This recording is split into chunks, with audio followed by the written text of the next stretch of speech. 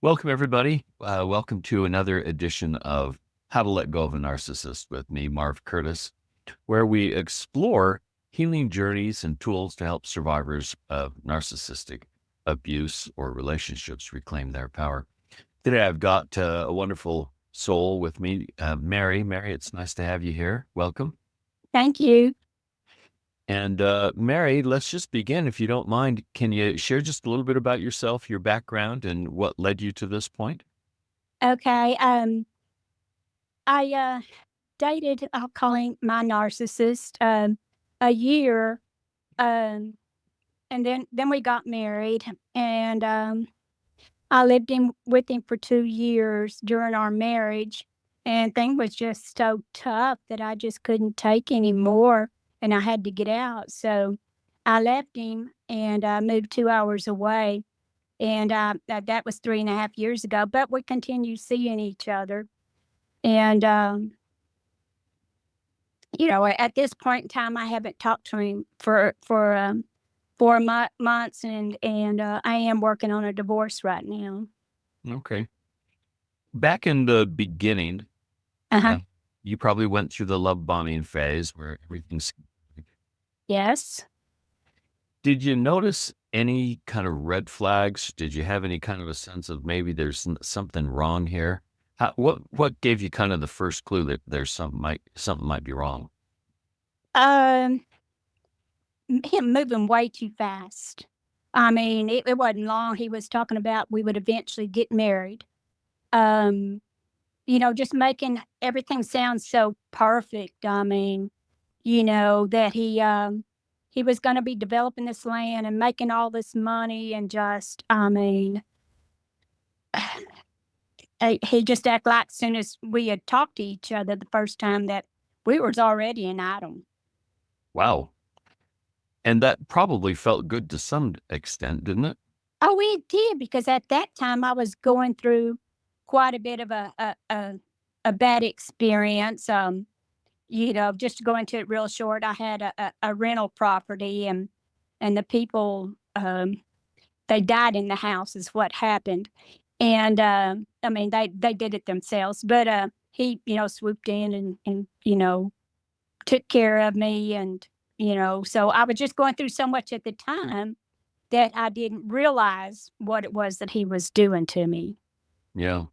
He just What felt safe because he was taking care of me, getting things done, and helping me out, and it just, it felt good just to have somebody be there for me. mm. So feeling safe was a big deal, it sounds like. Oh, yes, it was, because I'd been alone for 5.5 years, I taking care of everything, by myself, my house, anything that came up, I mean, I was pretty much on my own. I didn't know a lot of people in that town, and it was just me. Yeah. So you may not be able to remember this, but can you think back? What's the first thing that made you kind of say, "Hey, wait a minute, something's not right"? Honest and truly, I knew from the very beginning things weren't right. But, I just, he just planted such a good picture, and we had an amazing time together. I mean, we had fun. We had gone to high school together. We had the same interest. I mean, it was a perfect life. Yeah. So you'd known each other a long time. Yes, yes, we went to our 50-year high school reunion together. I mean, yeah, we just had so much in common. But you'd never seen any signs that there was something, maybe he was a little controlling or anything. Oh, yeah, there was way too many signs. I mean, he would break up with me. We'd have an amazing time, and then, the next day he'd be sending me this horrible text. Like, he just wasn't, it wasn't gonna work out or whatever. And the very next day, he'd be texting me good morning, like nothing ever happened. Yeah. So this is a crazy question, but why did you stay? Everybody asked me that.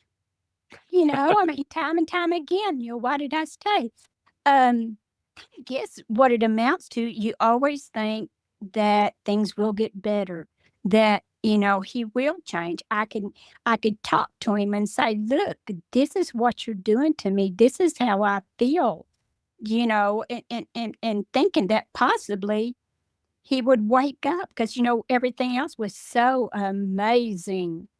And I Mhm. thought that he would want an amazing life too, because I just gave and gave and gave and gave into stuff and whatever, and nothing worked. Yeah. So knowing that you gave and gave and gave, is that kind of part of your personality? Are you kind of a people pleaser? Put other people first? Yes, I'm a people pleaser and I'm a giver. And he knew that from right from the start. Yeah. Wow. And so kind of he took advantage of that, it seems like. Oh, yes, he did. I mean, it's kind of bad when you're dating somebody and he manipulated me into helping pay for dates and trips. Oh, And it wow. just started from there about, it was everything was about money. We would go out to eat and he'd sit there and say, "Well, this cost us $26," which back then, $26, two people could eat on. And then we go at it again. Well, this cost $17. Kind of like that was great. And then he'd get ready to leave to go back home, which was 3 hours away. And he would just stand there and say, "Well, I've got to go, fill the pickup up with gas," and just stand there. And I'd think, well, does he want me to offer to pay for his gas or what? I mean, I didn't understand because he would just say stuff. Like Yeah.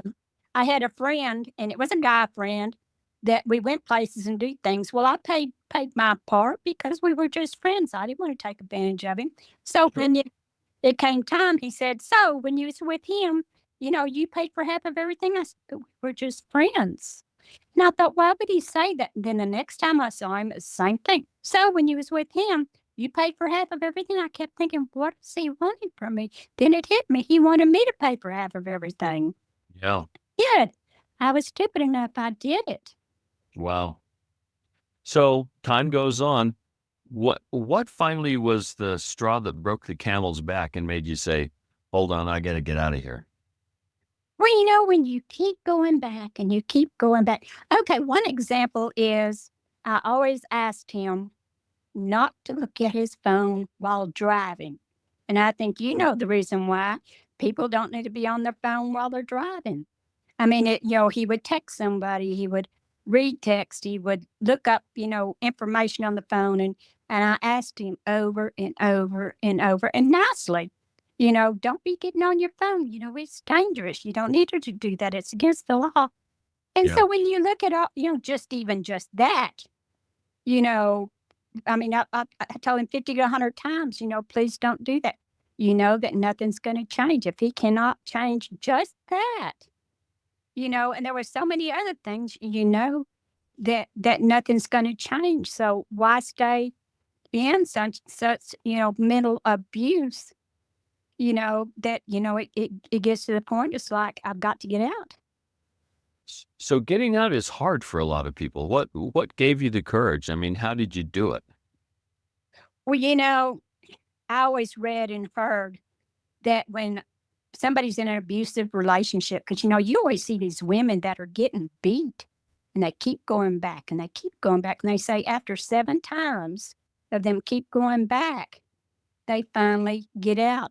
I think it's just a matter of, it just kind of burns itself out that you just keep going back and keep going back and keep getting hurt.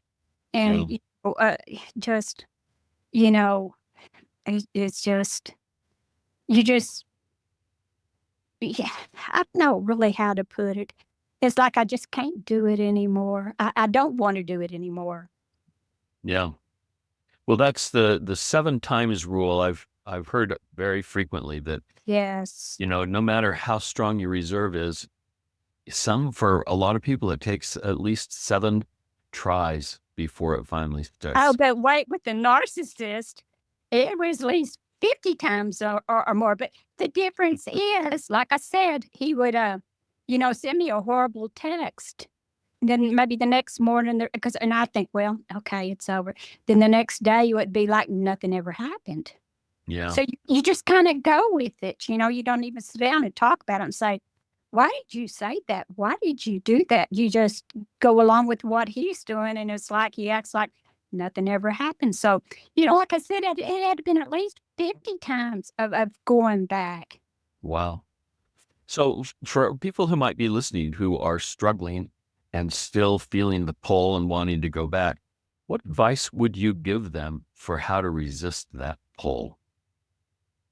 Well, you know what?